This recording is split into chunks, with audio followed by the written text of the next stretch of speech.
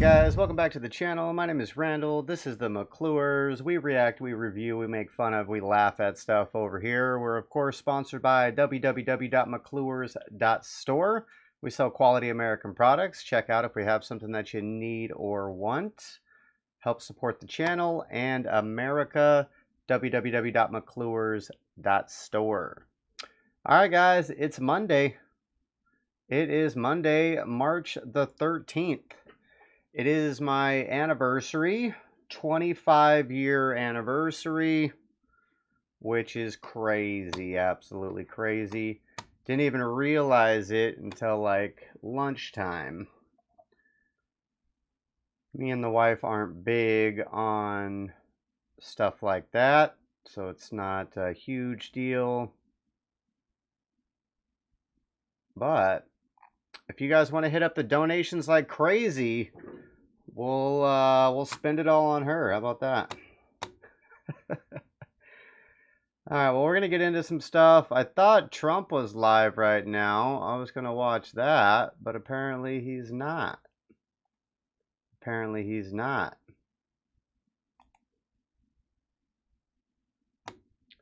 Let's see. Douchebag made a statement. Before I leave for California, I want to briefly speak about what's happening in Silicon Valley Bank and Signature Bank. Today, thanks to the quick action of my administration over the past few days, Americans can have confidence that the banking system is safe. Your deposits will be there when you need them.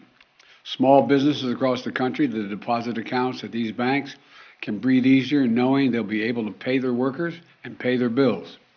And their hardworking employees can breathe easier as well.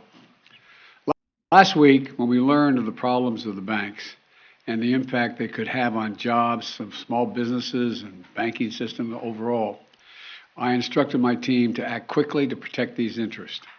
They've done that. They've done that. On Friday, the government regulator in charge, the FDIC, took control of Silicon Valley Bank's assets. And over the weekend, it took control of Signature Bank's assets. Treasury Secretary Yellen and a team of banking regulators have taken action, immediate action. And here are the highlights. First, all customers who had deposits in these banks can rest assured they'll be protected and they'll have access to their money as of today. That includes small businesses across the country that bank there and need to make payroll, pay their bills, and stay open for business.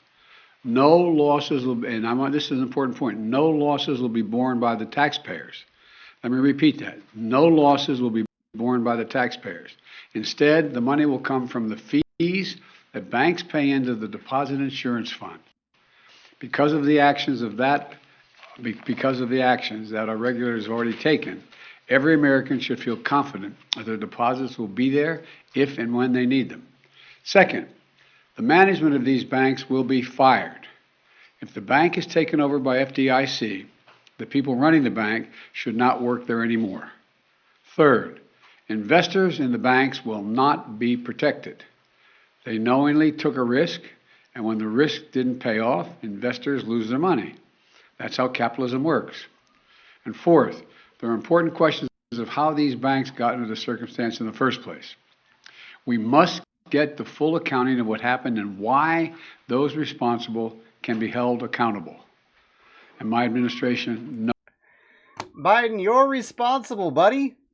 You crushed the economy, interest rates went crazy through the roof, and the bank couldn't keep up. Obviously, the bank could have made adjustments when they were $1 billion in the hole. They didn't have to wait till they were $20 billion in the hole. But Joe, you put him in the hole, buddy. You put them in the hole.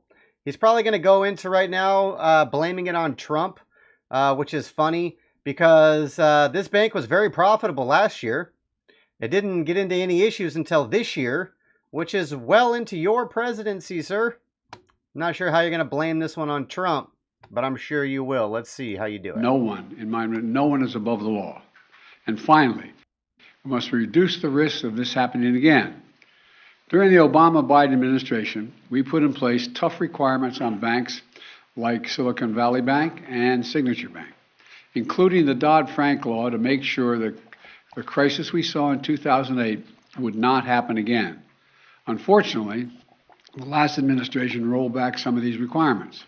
I'm going to ask Congress and the banking regulators to strengthen the rules for banks to make it less likely this kind of bank failure would happen again, and to protect American jobs and small businesses. Look, the bottom line is this: Americans can rest assured that our banking system is safe. Your deposits are safe. Let me also assure you, we will not stop at this. We'll do whatever is needed.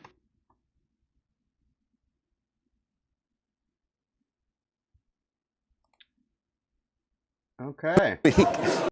Interesting stuff. Interesting stuff. Well, shout out to Rumble Tech Support. Looks like they're in the Rumble chat right now, confirming everything is up and running and working. So, shout out to you, Mario. I appreciate the help. Yeah, super weird. Super weird. I'm not sure what the issue was with the Rumble chat, but it doesn't really matter at this point because it's up and running now. So that's pretty awesome. Hopefully we can get some chatters in the Rumble chat today. It'll be the first time I'm able to actually communicate via the chat with you guys. So that'll be cool.